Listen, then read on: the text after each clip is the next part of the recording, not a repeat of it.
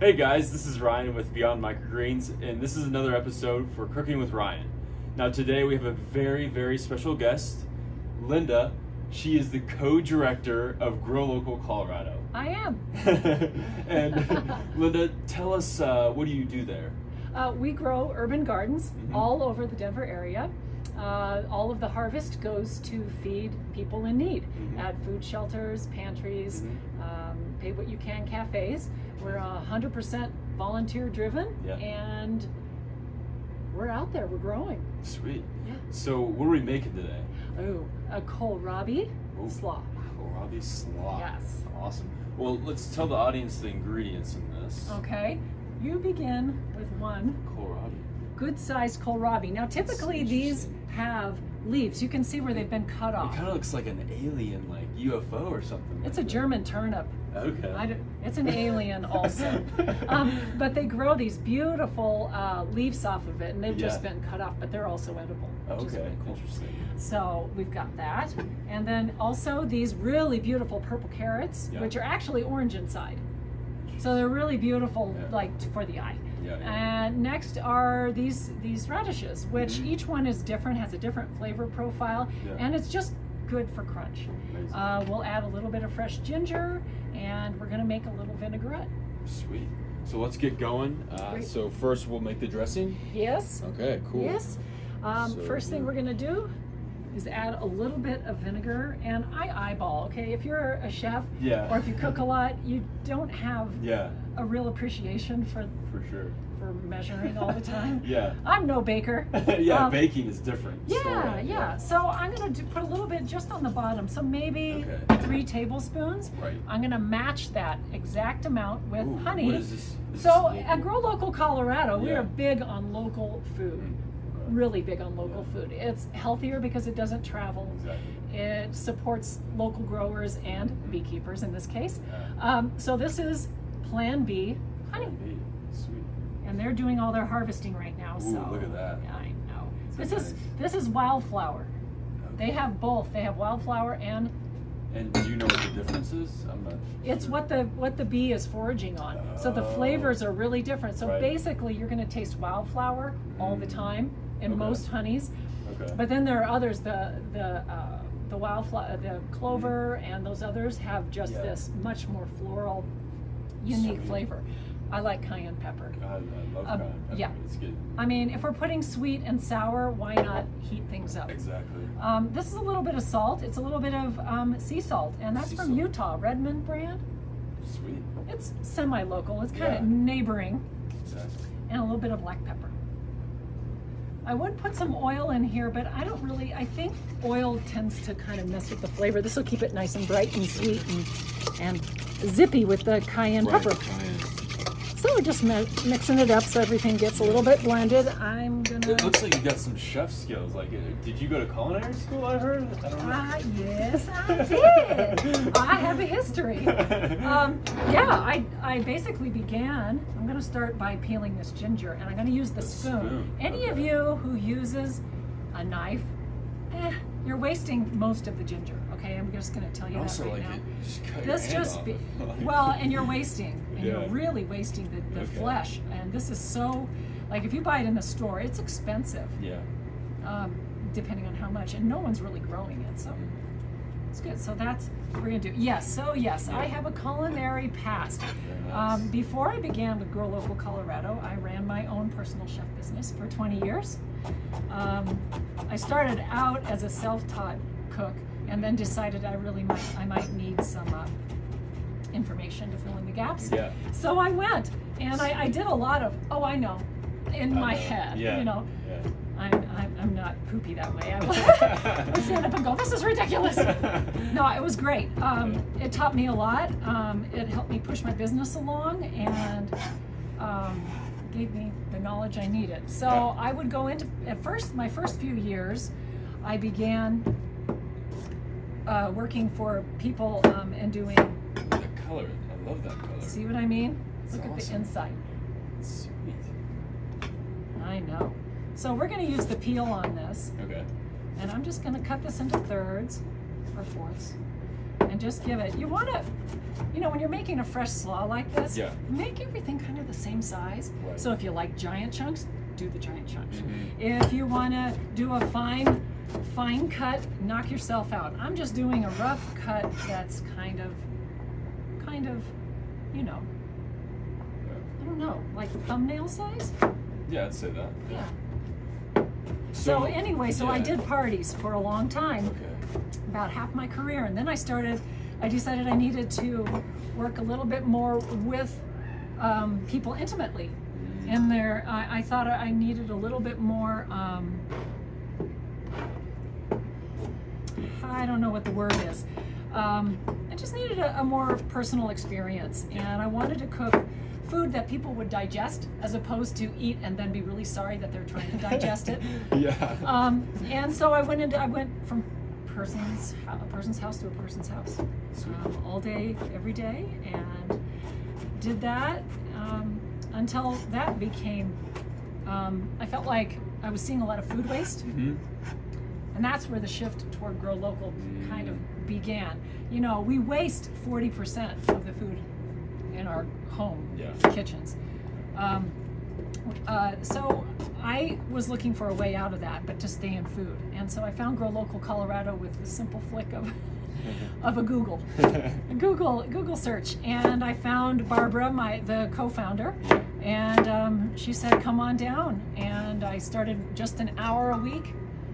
And I got hooked big time because I'd never grown food. Okay. As a chef, all I could do was work and cook. You just cooked, okay. Yeah. Work and cook. And when did you start with Grow Local? In 2015. 2015. Okay. Yeah, I quit. I transitioned away from my work on May 1st. Yeah. And never looked back. I became a co-director a couple years ago, and so I'm just really growing into that space now. Sweet. Well, it still looks like you retained all your cooking skills. I mean, the chopping skills are just amazing. Like, I could never do that, but I cook every day. Quick, you're just talking. I'm like, whoa, this is awesome to just even watch this. Well, I did. I used to do cooking lessons with people as well. So for me, when you cook for other people, you're kind of standing as a personal chef. They're not always home, but there's a lot of times when you're standing right in front of them, or they are, and so you have to be able to do those things. So the kohlrabi, this is so cool. So I want you to smell it. Okay. Tell me what you smell.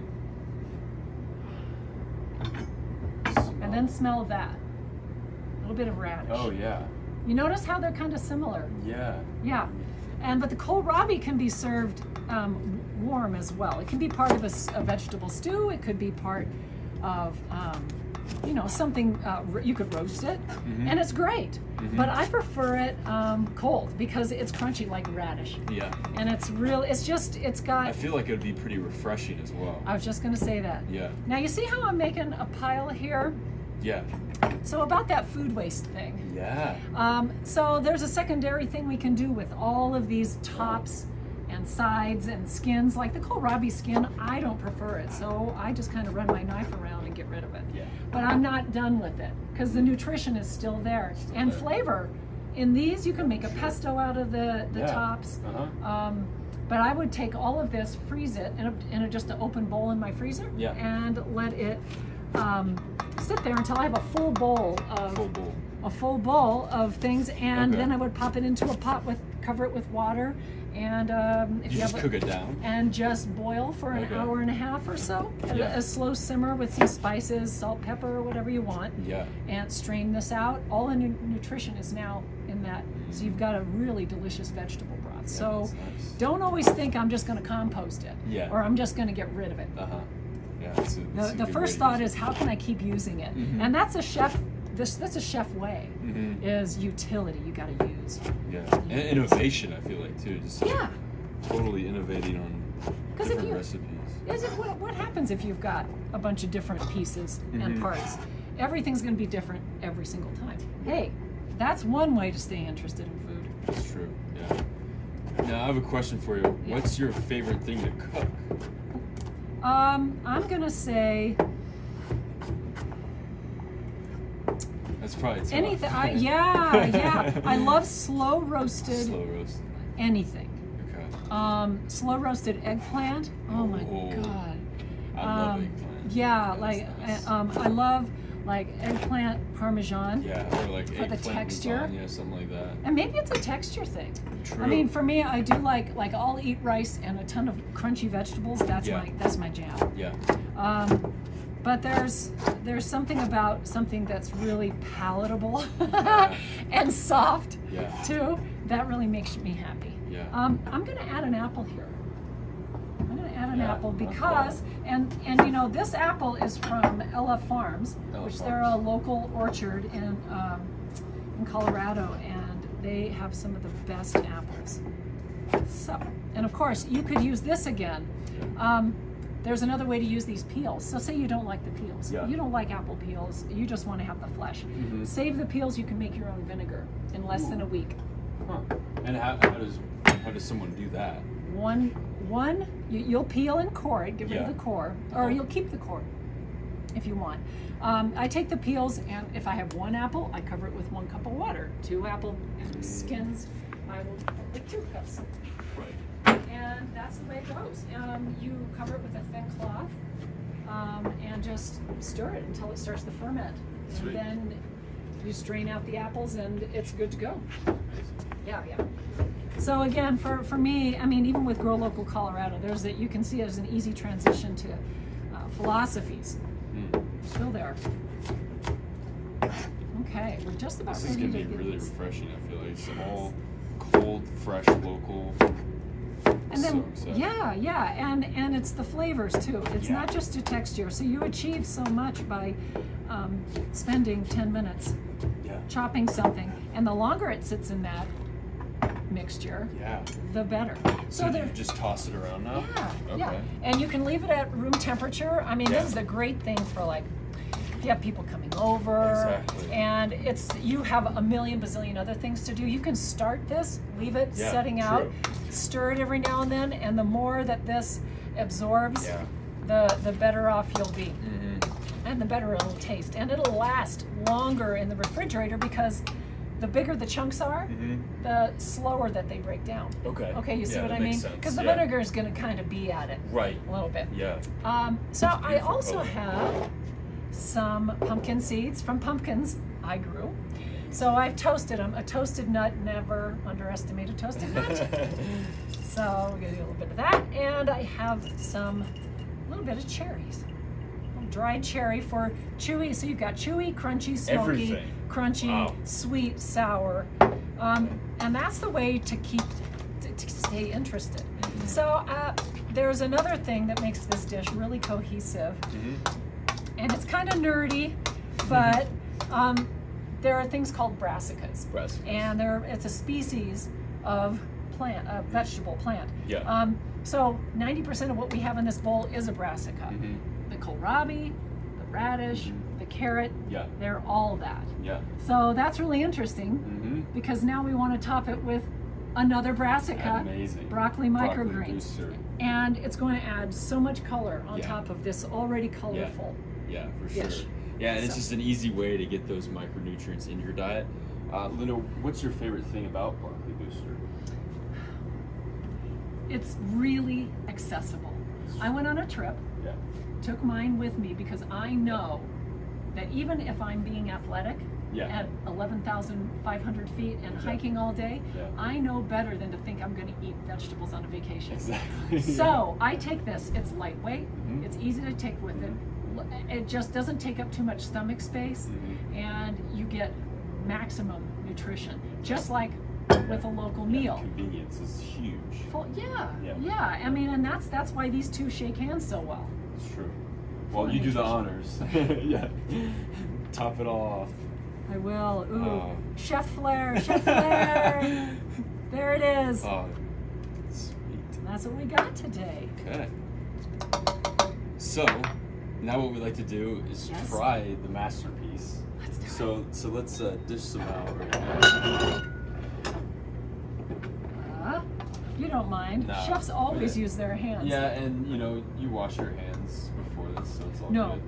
Oh no. No. Okay, let's. Although I only brought 1 spoon, you can use the teaspoon over there. Yeah, I can use a teaspoon. Yeah, look at that. That's nice. Sticky fingers. Here we go. Look at this. Chow time. Let's try this. Cheers. Cheers. I'm gonna try this with a teaspoon. Mmm. Crunchy. Ooh, what would you put it with? What I put what? Would you make it the main dish? Or would you make it I mean, side this dish? could be the main dish, but this could be like a nice like appetizer salad type thing before. But this is insanely good. I got a cherry, and I got the cayenne pepper, and then like a nice crunch of the apple. That is super nice. Like it's just a flavor bomb in my mouth. For me, I'm all about the pumpkin seeds. Oh yeah, pumpkin seeds. Yeah, I love the smoky flavor. Yeah. This is really good, by the way. Like this time of year, if you think about the local things that are being produced, animals are being also put up. You know, like pork is extremely good with this. Like slow roasted pork chops, things like this. You can also add a little bit more fat to this. Add like some mayonnaise to that dressing and make it much more creamy. Yeah, more, yeah. Or you could take this whole thing and saute it. There's so many different ways that you can And use serve it. it. So I guess, yeah, you asked me, what would you use it? Would this be like a main or a side or? For me, I think it's a side dish. I think it's meant to be alongside of something that's through and through savory, straight up like a mushroom hamburger, like portobello, grilled portobello. See how those flavors, because you got a little smoky there, but you got a ton of smoky with the mushroom and the texture, the substance. It's all savory all the time. Yeah. So this kind of perks things up. Really good. Gives you something to gnaw on. Yeah. You could add cheese to this too. What kind of cheese? Goat cheese. Goat cheese. What about feta? Nah, too wangy for my taste. Okay. But maybe you'd like it. Yeah, I don't know. I'm a big fan of feta. I don't know, but You know what? That's the thing. You know, you have to experiment with food. yeah. You just don't take it at face value. Like when someone says, cook it this way, Yeah. I do not adhere to anyone's recipes. That's awesome. There's always got to be your take style, on it. yeah. Yeah. Put yourself into it. You know, invest a little bit, and like I've been trying to do with Grow Local Colorado. Exactly. Connect to my food. Yeah. So make it your own. Yeah. Make it your own. This is a very nice dish. So, on this episode, we like to rate the dishes. So, what would you give this as a rating out of 10? I'm a 9. I absolutely love Okay. crunchy things. Yes, this is nice. I would say 9.3. Ooh, Really good. right up there. I love the crunch, and then you get that kick too. I love the kick. You know, it's like this cold, like apple and radish and kohlrabi, and you get that kick, you get the crunch, you get the smoky. Everything's there. Yay. Amazing. Yes, you did amazing. Like, Surprises. and then the broccoli booster tops it all off. It does. It's effortless Yes. in there. It's effortless. Exactly. And that's the best part about it. Yeah. Sure. I'm down with that. Yeah, so thanks so much, guys. Now, Linda, where can we find you? You can find me online. Okay. I am at linda@growlocalcolorado.org. Okay. Or you can find me on the social media at the Linda Kiker. Yeah. Or I run the Instagram page on Grow Local Colorado. Yeah. So, Awesome. Thanks so much for joining us. Sure. And tune in next episode. Thanks, guys.